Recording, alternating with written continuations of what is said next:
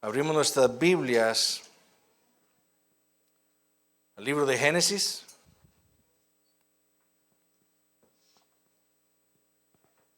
Génesis capítulo 29.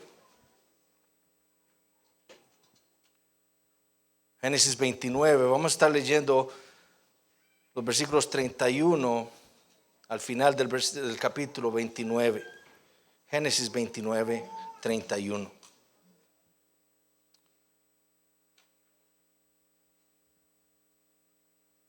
Amén. Y vio Jehová que Lea era menospreciada y le dio hijos, pero Raquel era estéril. Y concibió Lea y dio a luz un hijo y llamó su nombre Rubén, porque dijo: ha mirado Jehová mi aflicción ahora, por tanto me amará mi marido. Concibió otra vez y dio a luz un hijo y dijo: por cuanto oyó Jehová que yo era menospreciada, me ha dado también este. Y llamó su nombre Simeón. Y concibió otra vez y dio a luz un hijo y dijo: ahora esta vez se unirá mi marido conmigo, porque le he dado a luz 3 hijos. Por tanto llamó su nombre Leví. Concibió otra vez y dio a luz un hijo y dijo: esta vez alabaré a Jehová. Por esto llamó su nombre Judá y dejó de dar a luz.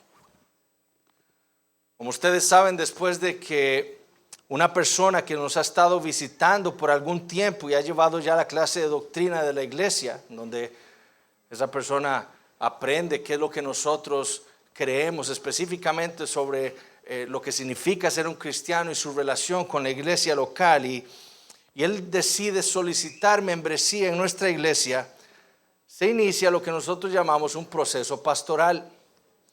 Y en ese proceso, uno de los pastores se reúne con el solicitante y en la primera reunión lo que hace ese pastor es examinar el testimonio de conversión de esa persona. La idea es examinar si la persona que está solicitando membresía es realmente un creyente y si entiende el evangelio. Es decir, si entiende que lo que ha pasado en su vida es la obra de la gracia de Dios, o si la entiende más bien como un premio que Dios le ha dado por su gran esfuerzo que esa persona ha hecho para agradar al Señor. Y si hay evidencia de que esa persona entiende el evangelio no como un premio, sino como la gracia divina en su vida, y si lo sabe articular, entonces el proceso continúa. Y después de que el pastor ha revisado con esa persona la confesión de fe para saber si ella está de acuerdo con las doctrinas que nosotros confesamos como iglesia, y después de que ha leído la Constitución, se le pide que redacte su testimonio de conversión. Ese testimonio debe evidenciar 2 cosas. Debe poner en evidencia, en primer lugar, la obra de gracia de Dios en ella. En segundo lugar, debe poner en evidencia la grandeza de nuestro Señor Jesucristo. Y después de que los pastores revisan ese testimonio, el solicitante entonces, como ustedes saben, lo lee delante de toda la iglesia, como la evidencia de la sublime gracia de Dios para con el pecador. Porque, mis hermanos, ese debe ser el propósito de todo testimonio de conversión cristiano. Cuando nosotros contamos nuestro testimonio a alguien, no lo hacemos para atraer la atención de las personas a nosotros. No lo hacemos para que nos alaben y digan: wow, qué increíble. Cuando contamos nuestro testimonio es para llevar la atención de las personas a nuestro Señor Jesucristo. Y para que esas personas puedan alabarle a Él, viendo su grandeza. Y ese es el propósito de todos los testimonios de conversión. Y eso lo aprendemos de los testimonios de conversión que tenemos en la Biblia. En las Escrituras tenemos muchos testimonios de conversión. Uno de ellos fue el que estudiamos la semana pasada, aquí en este pasaje en Génesis capítulo 29. El testimonio de conversión de Lea. Y recordemos cuál fue ese testimonio. Si Lea estuviera aquí solicitando membresía en la Iglesia Bautista Reformada Los Lagos, ¿qué nos hubiera contado? Bueno, quizás su testimonio sería algo como esto: buenas tardes, hermanos. Mi nombre es Lea. Soy hija de 2 paganos. Mi padre Labán no es un buen hombre. Él es un engañador que siempre me ha visto a mí como una mercancía que le puede servir a él para sus engaños. Desde pequeña sufrí el desprecio de las personas por mi apariencia física. Eso me llevó a una vida de depresión y desánimo. Era retraída y muy tímida. Y me llevó a envidiar a mi hermana por su belleza. Conforme fui creciendo, yo veía cómo los hombres querían pretenderla a ella y cómo me despreciaban a mí. Sin embargo, mi mayor anhelo era casarme. Lo que yo más deseaba era tener un esposo y criar hijos. Fue así como un día mi padre me propuso engañar a Jacob, mi esposo. Él se quería casar con Raquel, pero por mi idolatría de un esposo accedí y participé del engaño de mi padre, y fue así como terminé casada con Jacob. Él no me amaba, de hecho él me odia por lo que le hice, pero yo deseaba el amor de un esposo. Ese deseo consumía mi alma, era lo único en lo que yo podía pensar. Yo creía que sin el amor de Jacob nunca sería feliz, hasta que Dios empezó a trabajar en mi vida. Poco a poco, con cada hijo que me daba, me fue mostrando la necesidad de buscar la satisfacción de mi alma en el amor de un hombre. Para mí, cada hijo que Dios me daba haría que Jacob me amara a mí, pero con cada hijo el odio de Jacob seguía ahí. Hasta que por la gracia de Dios entendí la idolatría que había en mi corazón y pude entender que mi alma solo puede estar satisfecha con Dios. Él es el único que puede darme lo que yo necesito. Su amor es el único amor que me puede llenar. Y cuando nació mi cuarto hijo, no pudo hacer otra cosa más que alabar a Jehová. No tengo una fe perfecta, como ustedes lo verán en la predicación de esta tarde. Pero por la gracia de Dios, yo estoy segura en las manos de Dios ahora y por la eternidad.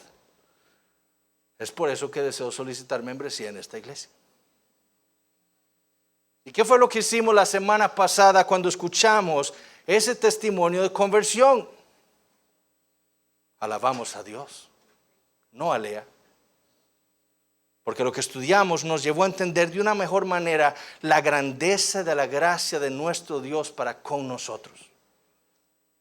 Bueno, el día de hoy estaremos estudiando otro testimonio de conversión. El testimonio de conversión de Raquel, la hermana menor de Lea. Un testimonio que, como el de Lea, nos va a dar un mayor entendimiento del evangelio. Y un testimonio que, como veremos, va a brillar en medio de una guerra matriarcal. Entonces, si la semana pasada estudiamos el evangelio según Lea, esta semana vamos a estudiar el evangelio según Raquel. Y lo haremos viendo las mismas dos cosas que vimos la semana pasada. En primer lugar, veremos la gracia de Dios para con Raquel. Y en segundo lugar, veremos cómo se traduce esa gracia para con nosotros, la iglesia. Entonces, veamos primero la gracia de Dios para con Raquel. Génesis 30, versículo 1. Viendo Raquel que no daba hijos a Jacob, tuvo envidia de su hermana y decía a Jacob: dame hijos, o si no, me muero. Lo primero que debemos tener en cuenta es que este relato no es posterior a lo que vimos en Génesis capítulo 29. Muy probablemente lo que sucede aquí en Génesis capítulo 30 es contemporáneo con lo que está sucediendo o lo que sucedió en Génesis 29. Si no, no podríamos contar las fechas. No nos darían las cuentas. Y eso ocurre, muy probable, lo que ocurre en Génesis 29 al final y Génesis 30 ocurre en esos segundos 7 años en los que Jacob está trabajando para Labán por Raquel. Lo segundo que debemos notar es la ironía.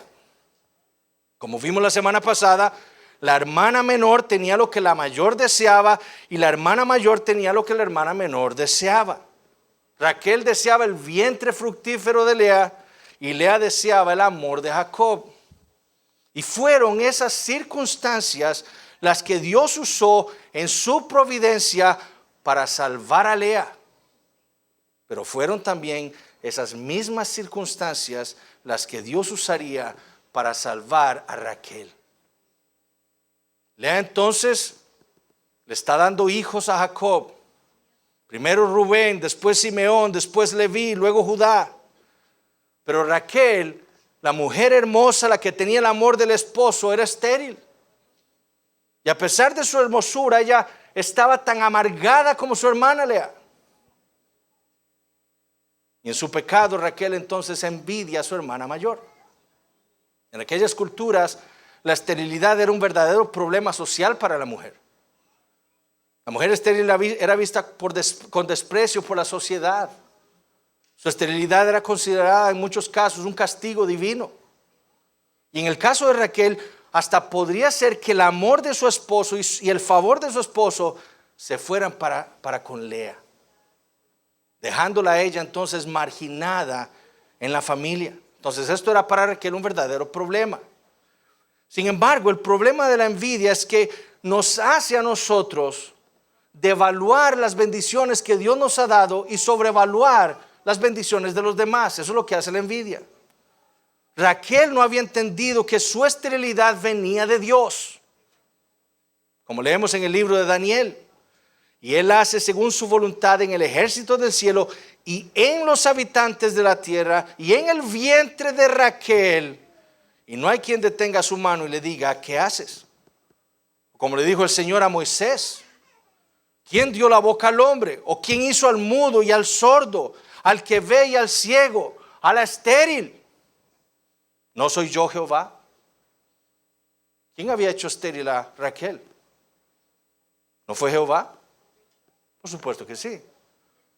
Este es su universo, nosotros somos sus criaturas y Él es el que hace en nosotros como Él quiere.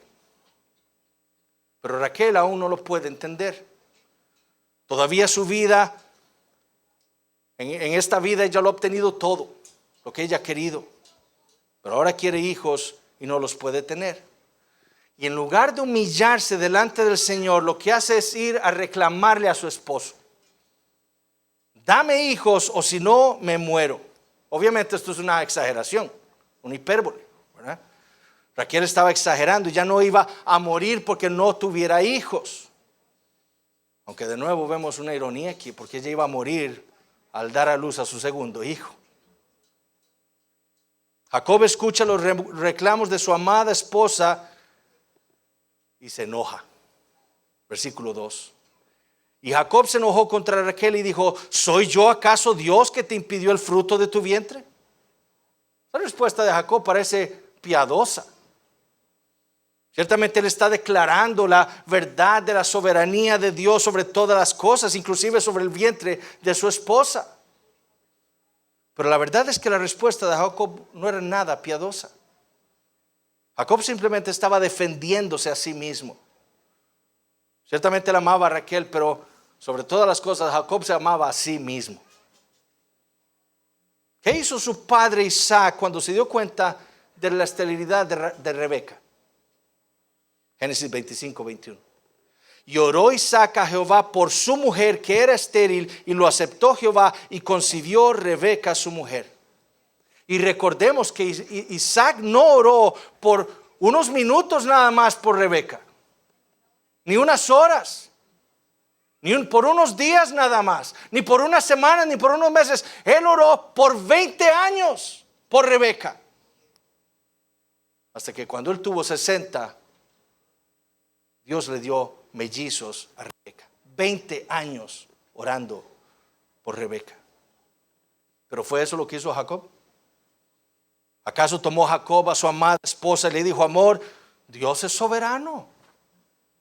Él es quien da vida, Él es quien la quita. Voy a ir a orarle a Dios en tu favor para que nos conceda hijos. Quizás Él se apiade de nosotros y no los dé. ¿Fue eso lo que hizo? ¿No? Simplemente regañó a su esposa, dio media vuelta y se fue.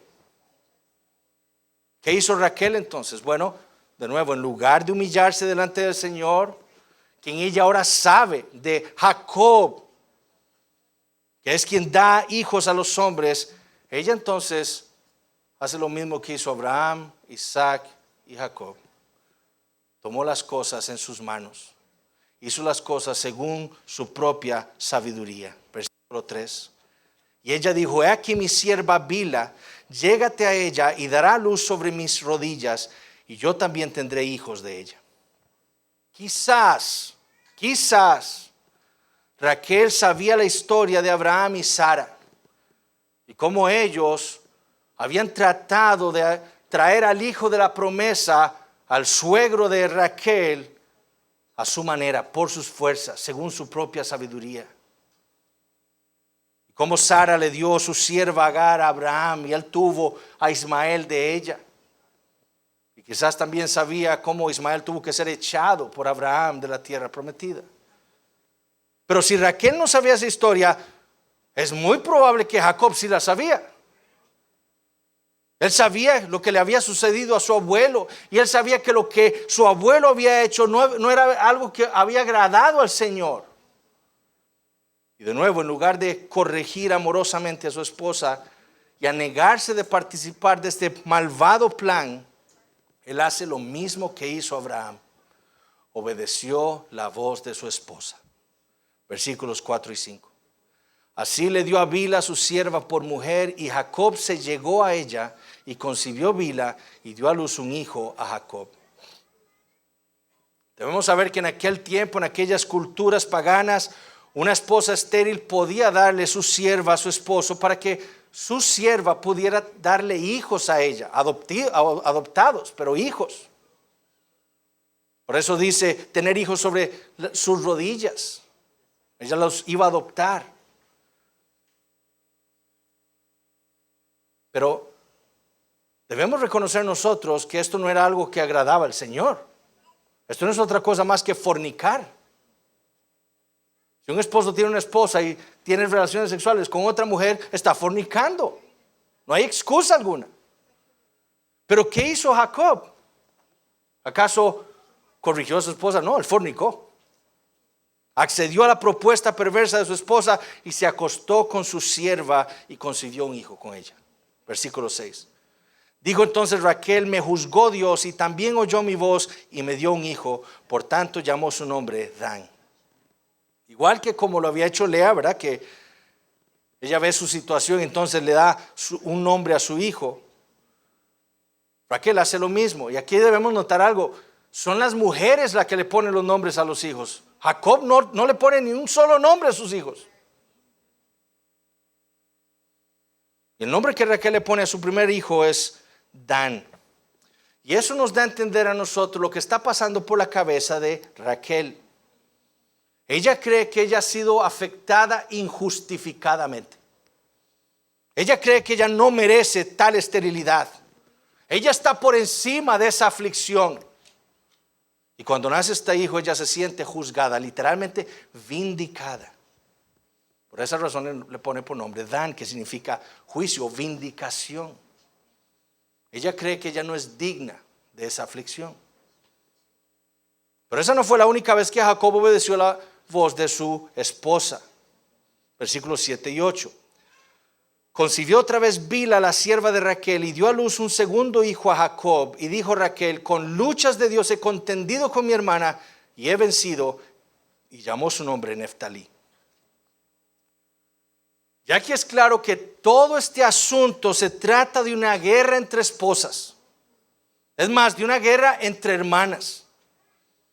¿Cuál será la que va a tener más hijos? ¿Cuál será la que va a tener entonces el favor y el amor del esposo? Esto es lo que está sucediendo aquí. Bueno, en la mente de ella será la que pudiera darle más hijos a Jacob. Por eso Raquel estaba contendiendo con Lea, ella estaba luchando con ella. Aunque realmente en el fondo ella estaba contendiendo con el Señor.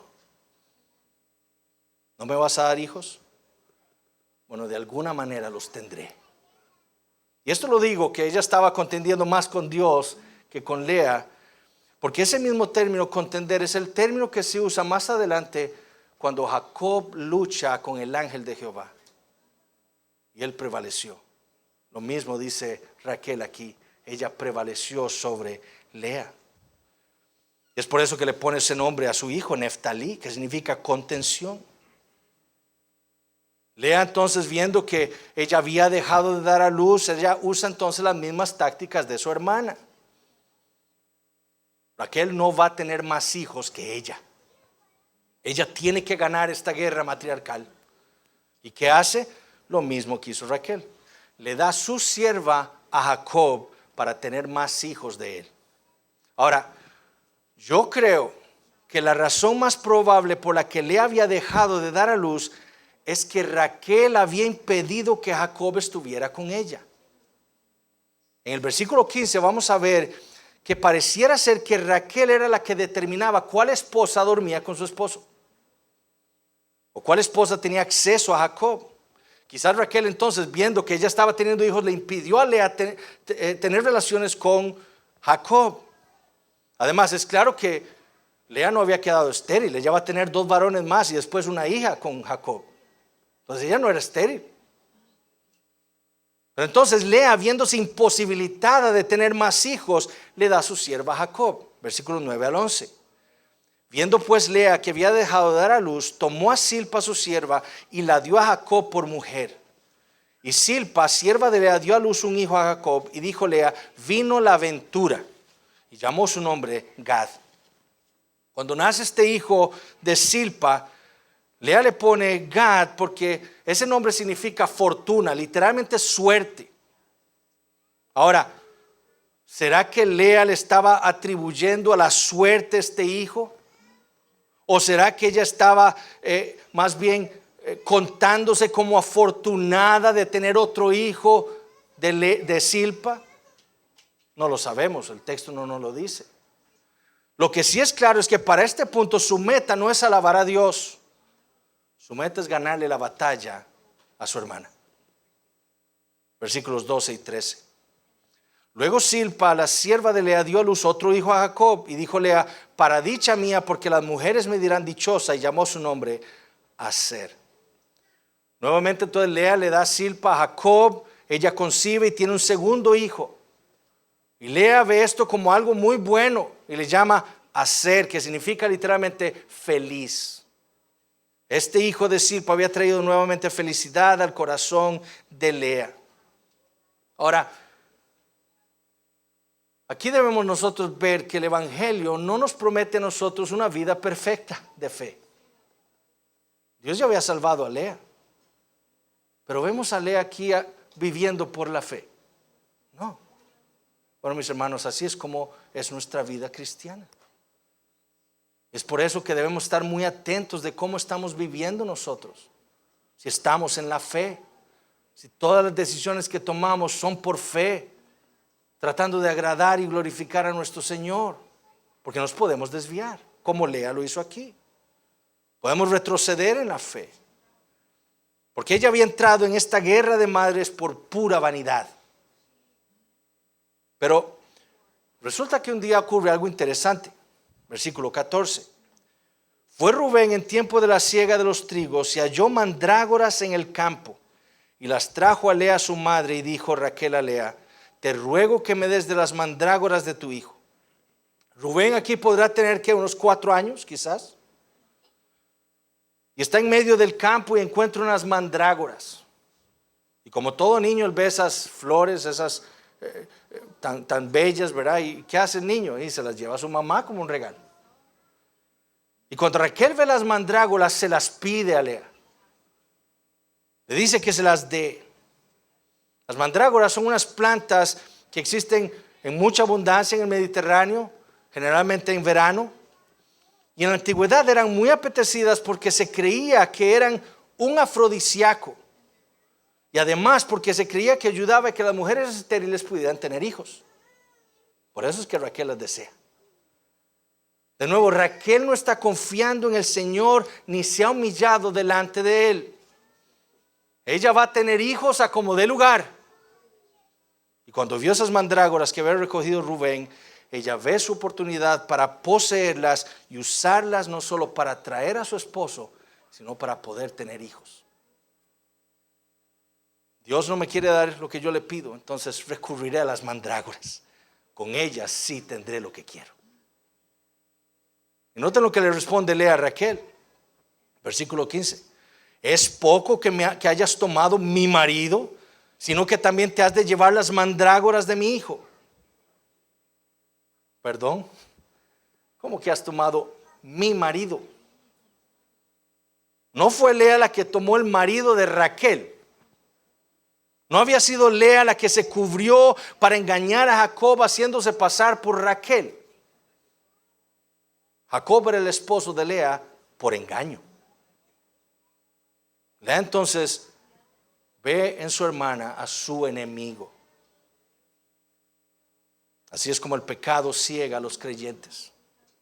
No solo nos ciega para que no veamos las bendiciones que Dios nos ha dado, sino que nos ciega y terminamos viendo a los demás como nuestros enemigos.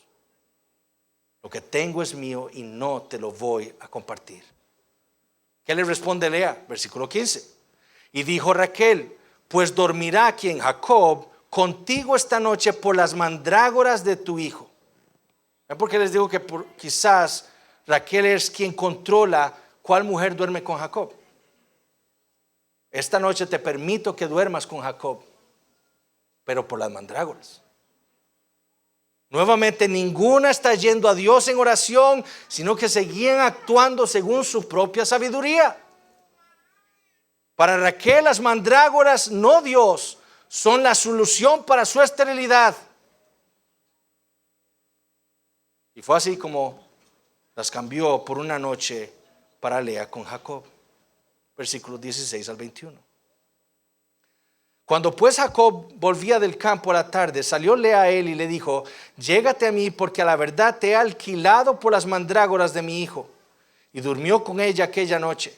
Y oyó Dios a Lea y concibió y dio a luz al quinto hijo a Jacob. Y dijo Lea: Dios me ha dado mi recompensa por cuanto di mi sierva a mi marido. Por eso llamó su nombre Isaacar. Después concibió Lea otra vez y dio a luz el sexto hijo a Jacob. Y dijo Lea: Dios me ha dado una buena dote. Ahora morará conmigo mi marido, porque le he dado a luz 6 hijos. Y llamó su nombre Zabulón. Después dio a luz una hija y llamó su nombre Dina. Qué terrible situación. Esta guerra de madres había traído caos a la familia de Jacob por causa del pecado. En lugar de paz, las bendiciones de Dios habían traído enemistades a la familia. Pero la pregunta que debemos hacernos es la siguiente: ¿dónde estaba Jacob en medio de todo este desastre familiar? ¿Qué estaba haciendo él para traer paz a su hogar? Absolutamente nada. Jacob no tenía ningún liderazgo en su familia. Él, como dijo Waltke, quedó reducido a un semental. Su matrimonio con Lea era ahora un mero contrato. Ahora era literalmente un esposo de alquiler. Un hombre útil solamente para procrear. De nuevo, qué triste. Jacob no servía para liderar a sus esposas, ni para instruirlas, ni para guiarlas espiritualmente, ni para orar por ellas, ni para nombrar a sus hijos. Jacob solo servía para procrear. Qué tristeza de hombre. Hermanos varones, esta es la misma pasividad de Adán, la misma pasividad de Abraham, la misma pasividad de Isaac, y es nuestra misma pasividad, de la cual, mis hermanos, tenemos que arrepentirnos. Lea entonces no era que había quedado estéril después de haber dado a luz a Judá.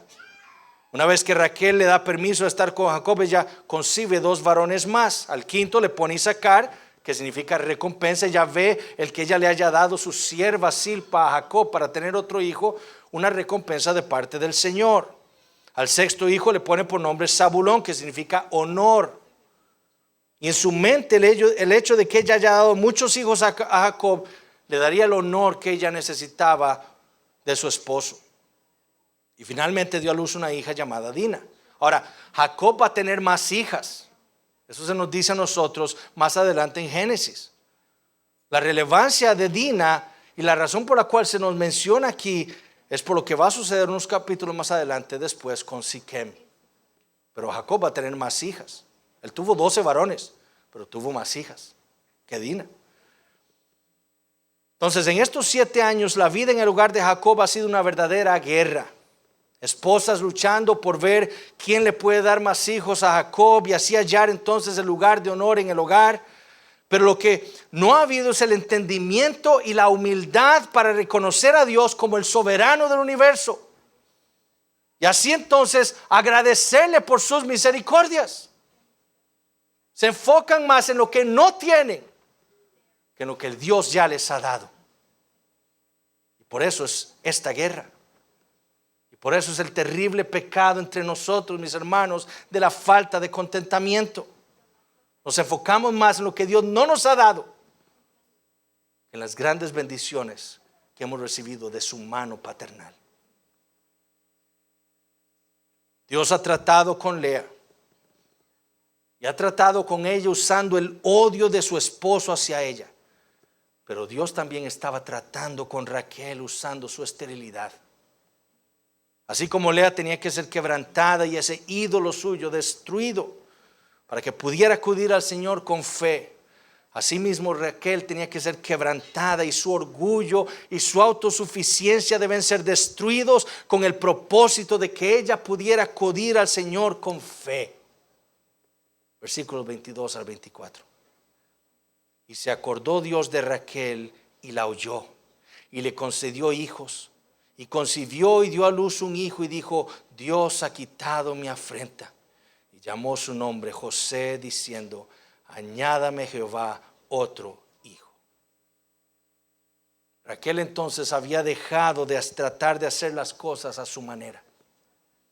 Había dejado de seguir su propia sabiduría. Y ahora, habiendo sido quebrantada por el Señor, a lo largo de estos 7 años de matrimonio con Jacob, porque esto ya es el final de esos 7 años, cuando nace José, ella ahora le ha estado orando al Señor con fe. Isaías 59:2 dice: pero vuestras iniquidades han hecho división entre vosotros y vuestro Dios, y vuestros pecados han hecho ocultar de vosotros su rostro para no oír.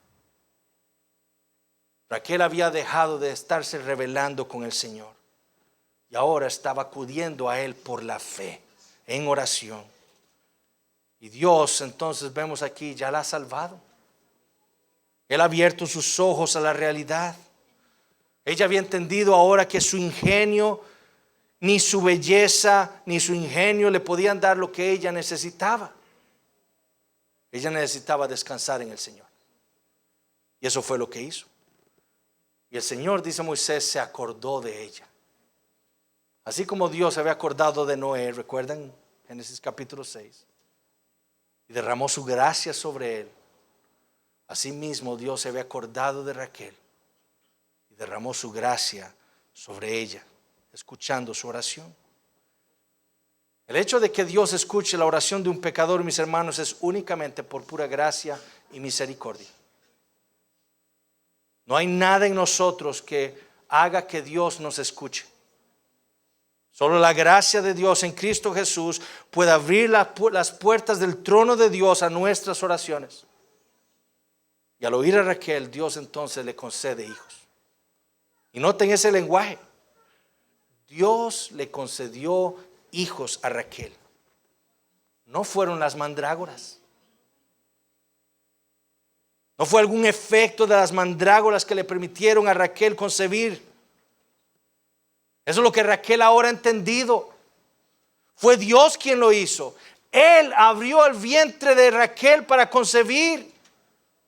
Y ella dio entonces un hijo al cual le puso por nombre José, diciendo: Jehová. Eso es muy importante. Raquel usa el nombre pactual de Dios. Él no es simplemente Dios. Él es Jehová, el Dios del pacto, el Dios de Abraham y de Isaac, hasta este momento. Será el Dios de Jacob también, pero ahorita es el Dios de Abraham y de Isaac. Ella está reconociendo a Dios como su Dios. Él quitó mi afrenta. Él removió todo aquello que había traído vergüenza a mi vida. Él me ha lavado y limpiado. Que me añada otro hijo. Y Dios se lo daría con Benjamín años después. La orgullosa y autosuficiente Raquel había sido salvada por el Señor. Gloria a Dios por su sublime gracia. Ahora, ¿cómo se ve esto en la obra de gracia de Dios para con nosotros, la iglesia? Bueno, así como la depresión y el desánimo de Lea la habían llevado a ella a enfocarse en sí misma y en su terrible condición en su matrimonio, asimismo Raquel estaba enfocada en sí misma. Mis hermanos, el orgullo y la depresión son dos lados de la misma moneda. El orgulloso se enfoca en sí mismo, alabándose, mostrándose a los demás. El que está deprimido hace exactamente lo mismo en su depresión. Yo soy tan tonto, soy tan débil, soy tan incapaz, para dar lástima. Es el mismo pecado. Raquel confiaba en su belleza y en su astucia para obtener siempre lo que ella deseaba. Pero Raquel, así como Lea, necesitaba ser salva. Fue por esa razón que Dios en su providencia trajo aquella esterilidad a su vientre. Ella debía ser quebrantada, como dijimos, su orgullo destruido, para que ella pudiera venir a Dios en humildad y en pobreza de espíritu, para recibir del Señor lo que ella realmente necesitaba. Y lo que el Evangelio entonces, según Raquel, nos enseña es que no hay medida de ingenio o determinación humana que puedan lograr, mis hermanos, la obra de Dios. No hay nada que nosotros podamos hacer para ganar el favor de Dios. Nada. Dios visita solamente a los pobres de espíritu, que reconocen su imposibilidad de estar bien con Dios a menos que Dios derrame su gracia sobre ellos. Y eso fue lo que Dios hizo con nosotros. En nuestra condición natural nosotros éramos como Faraón, diciendo: ¿quién es Jehová para que yo le obedezca? Éramos como el necio descrito en Salmo 14:1. No hay Dios. Yo soy Dios. Yo digo lo que se hace con mi vida. Nadie me manda a mí.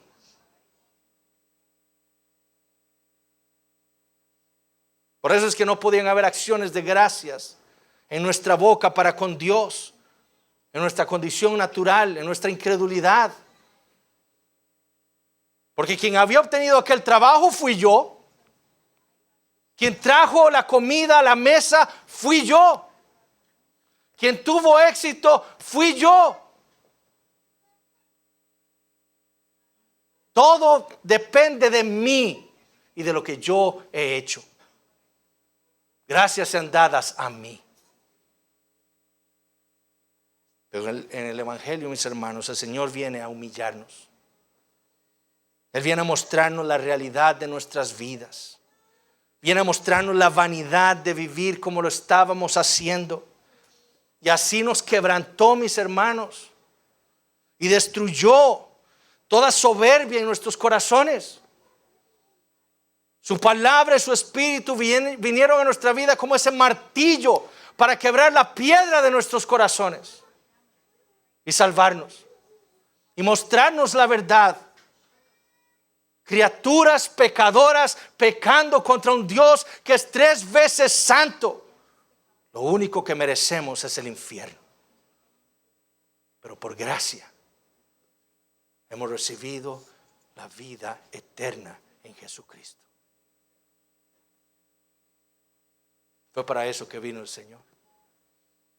En Isaías 61, 1-4 dice: el Espíritu de Jehová el Señor está sobre mí, porque me ungió Jehová, me ha enviado a predicar buenas nuevas a los abatidos, a vendar los quebrantados de corazón, a publicar libertad a los cautivos y a los presos, apertura de la cárcel, a proclamar el año de la buena voluntad de Jehová, el día de venganza del Dios nuestro, a consolar a todos los enlutados, a ordenar que a los afligidos de Sión se les dé gloria en lugar de ceniza, óleo de gozo en lugar de luto, manto de alegría en lugar de espíritu angustiado, y serán llamados árboles de justicia, plantío de Jehová para gloria suya. Reedificarán las ruinas antiguas y levantarán los asolamientos primeros y restaurarán las ciudades arruinadas, los escombros de muchas generaciones. Somos nosotros pobres en espíritu. Podemos vernos a nosotros mismos en Raquel, soberbios, orgullosos, necesitados de la gracia de Dios para quebrantarnos y humillarnos.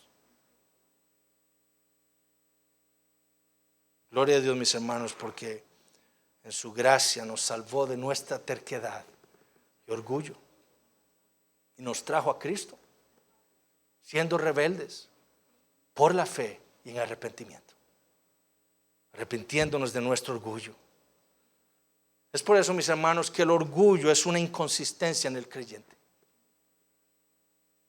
Porque no hay nada que hayamos hecho, no hay nada que hayamos merecido nosotros.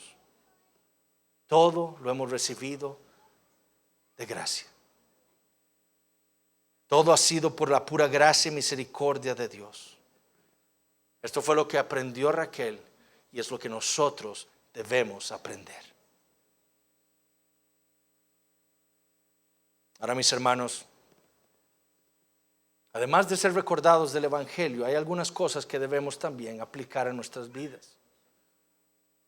Y uno de ellos es ver lo dañino que es la envidia en nuestras vidas. La envidia lo que hace es reemplazar el amor por los demás. Nos hace enfocarnos en nosotros mismos. Nos hace minimizar las bendiciones de Dios en nuestras vidas y nos lleva al descontento. La envidia destruye vidas y destruye iglesias. Es un pecado muy serio que debe ser tratado inmediatamente. Porque la envidia lo que hace es hacerle creer a la persona que Dios no es bueno para con ella. Dios no me ha dado lo que yo realmente merezco, lo que yo necesito. Cuando Él es quien posee toda la sabiduría, Él sabe qué es lo que yo necesito. Él sabe qué es lo mejor para mí y es lo que Él me ha dado. Por eso debemos estar contentos. 1 Corintios 13:14 dice: el amor es sufrido, es benigno, el amor no tiene envidia. Porque eso es lo que hace la envidia, quita el amor por los demás, causa resentimiento entre nosotros.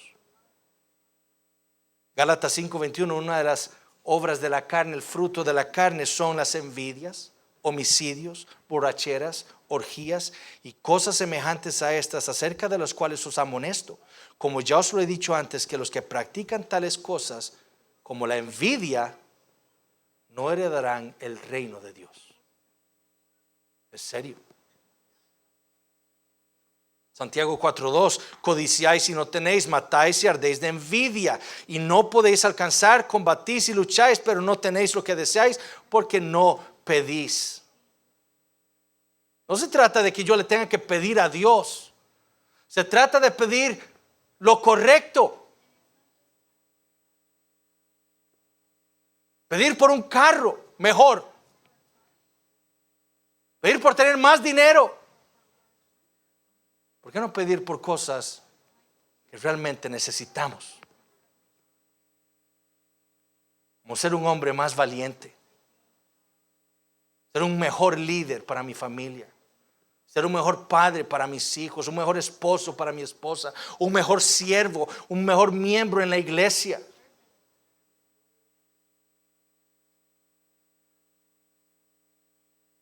Proverbios 38:9 dice: vanidad y palabra mentirosa aparta de mí.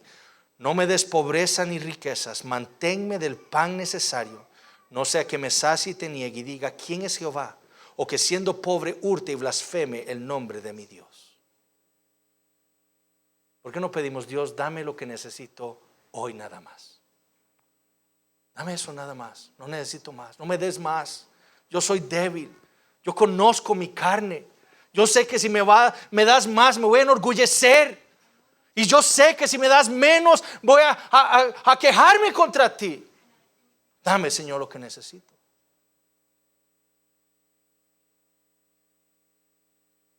Por eso 1 Timoteo 6:6 dice, pero gran ganancia es la piedad acompañada de contentamiento.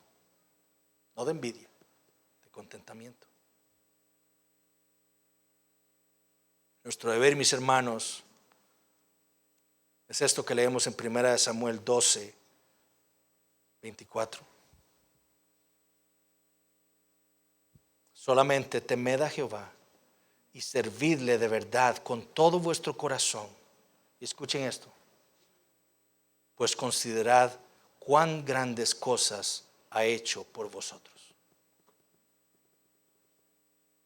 ¿Por qué vamos a estar descontentos, mis hermanos? No nos ha dado Dios una familia. No nos ha dado hijos algunos de nosotros. No nos ha dado alimento el día de hoy. No nos ha dado una iglesia en la cual podemos ser discipulados en la palabra de Dios. No nos ha dado hermanos en la fe que nos aman. ¿Qué más necesitamos? Consideremos cuán grandes cosas ha hecho el Señor. En segundo lugar, debemos entender que Dios no nos necesita, mis hermanos. Dios no nos necesita a nosotros. Nosotros no necesitamos ayudar a Dios para que Él cumpla sus propósitos. Él cumple sus propósitos por medio de nosotros, pero Él no nos necesita. Eso fue lo que intentó hacer Abraham y Sara, y fue lo que intentó hacer Raquel, ayudar a Dios. Pero Dios está haciendo su voluntad en la tierra siempre. Nunca falla, nunca. Nosotros como iglesia también debemos aprender eso. No hay nada que nosotros podamos hacer para ayudarle a Dios a mantener esta iglesia aquí. Dios nos está manteniendo, Él nos está cuidando. Nuestro deber es serle obedientes a Él en su palabra, nada más. Y vivir así. Ese es nuestro deber. Pero Dios no nos necesita. Gloria a Dios porque nos usa para su gloria. Y usted que nos visita en esta tarde, usted debe entender que la descripción de la Biblia del hombre sin Cristo es el de un hombre orgulloso. Un hombre que se ha endiosado a sí mismo. Un hombre que piensa que Él es el que gobierna su vida. Que no le ha dado la honra y el lugar debido a Dios, su creador. Y la Biblia dice que Dios resiste a los soberbios y da gracia a los humildes. El llamado de Dios para su vida en este momento es que usted se arrepienta de vivir una vida de soberbia y orgullo, de vivir una vida sin reconocer a Dios y sus misericordias para con usted. Porque si no lo hace, le va a pasar lo mismo que le pasó a Faraón. Va a ser destruido. Le va a pasar lo mismo que le pasó a Nabucodonosor. Será rebajado como si fuera una bestia. Y le va a pasar lo que se nos describe a nosotros en Apocalipsis, con la segunda venida de Cristo. Será destruido y enviado al lago de azufre por la eternidad. Usted o dobla sus rodillas a Dios, a Jesucristo en esta vida, o las doblará en el infierno después de morir. Que Dios tenga misericordia de usted y le conceda ese arrepentimiento y fe para que vea en Jesucristo a ese gran Salvador que nos puede salvar a nosotros de nuestro pecado. Vamos a orar. Padre Celestial, te damos gracias por tu palabra. Te damos gracias, Señor, por el regalo que nos has dado en tu Hijo Jesucristo. Oh Señor, Qué orgullosos y soberbios éramos. Qué terrible pecado, Señor, cometimos contra ti. Pero gracias, Señor, por no dejarnos en nuestra vanidad. Gracias por no dejarnos en nuestra condición, sino más bien derramar tu gracia sobre nosotros y abrir nuestros ojos a la verdad. Y darnos la fe para creer en Jesucristo. Y poder en Él, Señor, ser perdonados, lavados de nuestros pecados. Oh Señor, bendice a tu pueblo aquí. Bendice, Señor, a cada miembro de esta iglesia. Bendice las visitas, Señor. Bendice a nuestros hijos, salvándolos, Señor, de sus pecados. Salvándolos en su juventud y guardándolos así de una vida de pecado y de orgullo. Y hazlo todo, Señor, para tu gloria. En nombre de Jesús oramos.